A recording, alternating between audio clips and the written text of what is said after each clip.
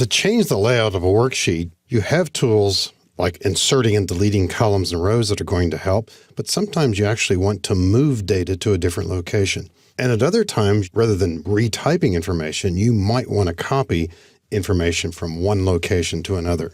Move and copy are similar in nature, and many times moving data or copying data is a multi-step process, but you can also use the mouse to an advantage here and actually drag data to different locations. So let's talk about different ways to move and copy information. Let's imagine that in this particular worksheet, you want to de-emphasize this information here. You do want to keep it on the screen, but rather than having it displayed close to the other data, you simply want to move it downward. Now, one way to move information is to use the two-step process known as cut and paste. This isn't necessarily the best way, but if you are trying to move data long distances, in other words, across thousands of rows or columns, maybe this is the best approach. So after clicking and dragging to select the data, then on the Home tab in the ribbon, if you want to move this, you can choose the scissors, meaning cut. Now, notice the prompt at the bottom of the screen. Select destination and press Enter, or choose Paste.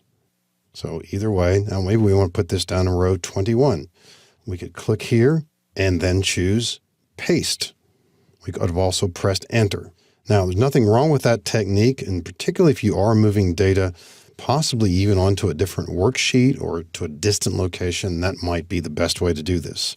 I'm going to press Control-Z to undo what I just did and show you another way to do this. Another way is strictly using keyboard shortcuts. And of all the keyboard shortcuts in Excel, I think two of the best known ones are likely to be, for many people, Control-X for cut, Control-C for copy, and then pasting, not so obvious at first, Control-V. Why V?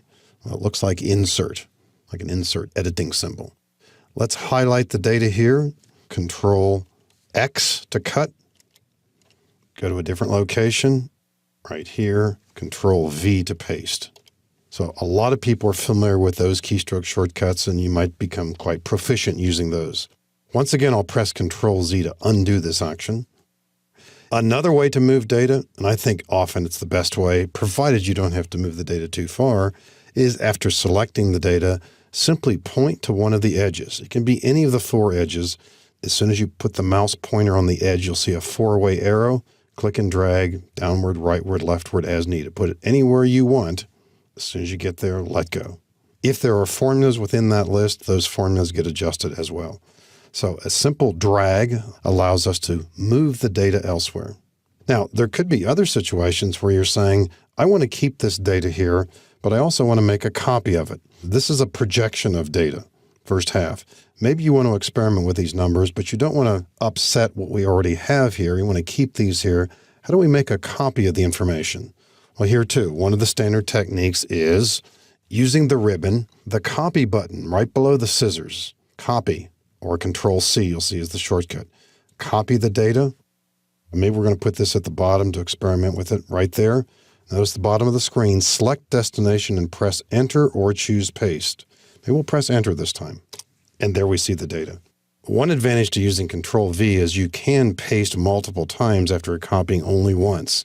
So if there are situations where you wanted to copy data to multiple places, you could copy the data and then go to one location and press Control-V, then another location and press Control-V to repeat the action in multiple locations. Now, there's a shortcut for copying data as well. Let me press Control-Z again to undo this copy-paste action. And this involves dragging data. So the data has been selected, but it involves using the Control key as well. So as we start to drag data, we don't have to hold down Control immediately, but as soon as we do, a tiny little plus accompanies that arrow. So we're holding down Control as we drag this data to a different location. And when you get to the destination location, be sure to let go of the mouse before the key. So we've copied the data here, and it still remains up above as well. So we can copy data, we can paste data. Now, I'm going to change my mind again and move this data back up close to the other data. So I'll simply drag it upward. It's a simple move. Drag it up to right there. Now, if you look at this data for a little bit, one thing might strike you as being a little bit off, and it is. Row 4 has sales, row 5 expenses, then profits.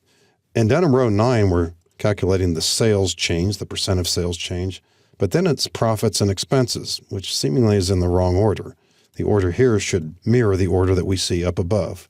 So certainly one method of adjusting this data is to insert a new row, move the data, get rid of the empty row, and so on. But it's real easy to simply move and insert the data. So in this example here, what we're about to do is to take this data and move it up and place it between the sales and profit percent changes. So we select the data, and as we're about to drag it, we'll be holding down the Shift key. And as we drag upward here, the indicator looks a little bit different. We drag it up here. The Shift key is still held down. We let go of the mouse first, and we've moved and inserted the data above. We could have done that for the entire row. It wasn't necessary, but it could have worked just as well that way. With different kinds of layouts, we might even want to consider moving columns. Maybe in this particular portion of the worksheet, which has this kind of data in it, we've changed our mind about the layout. We want the department column to follow the employee name column. And so rather than inserting a new column to the left of column N, we'll simply click column O and then drag left edge or right edge with the Shift key held down. The Shift key is held down. I'm dragging leftward, let go of the mouse, and we simply change the location of those.